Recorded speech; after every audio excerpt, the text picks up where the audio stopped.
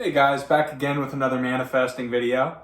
I thought I'd kind of make a follow-up on the last one because it wasn't too decisive and I wanted to show people how to advance their manifestations. Because the first one's, that's kind of the end product and you got to start somewhere, right? So where I like to start is what we call a vision board or a vision board for the layman.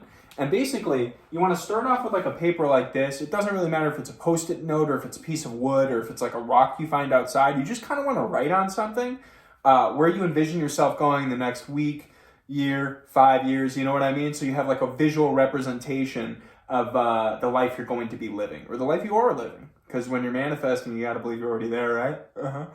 So I'm going to start off right here. Yeah. Yeah, so that's a circle. And I enjoy circles. They're one of the shapes that I kind of get along with personally. I have a good time with circles. Squares and triangles, not so much, right? We live on a circle, therefore Earth. So you want to split that down the middle. And to get back on track, sorry about that. I got a little ahead of myself.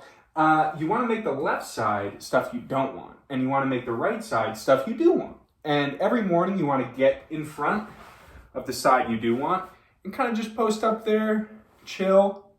Think about the life you're going to be living. Think about all the boats and stuff and all the houses and cool stuff. And then you want to step over to the left side and you want to remember that fight you had with your father when you were in 5th grade where he told you you couldn't get the bike you wanted. And the bike wasn't that expensive and the kid down the street had the bike, but you couldn't get the bike, could you? Yeah. And then you want to step back over to the right. You want to go, I have all the bikes in the world. I have a motorcycle if I want to. Dad doesn't need to buy me a bike. I could get a bike myself. I could get a bike with 3 wheels, let alone 4 or 2. He thinks he can hold out on me with that bike? He thinks he can just play games with his own son about a bike? So I gotta do this stuff to get a bike now? I gotta play pretend to get a bike? You know what? Life is pretty good. Life is pretty good. I got a lot of money. I got a lot of opportunities coming my way. A lot of bright days ahead of me. Dad, if you don't get me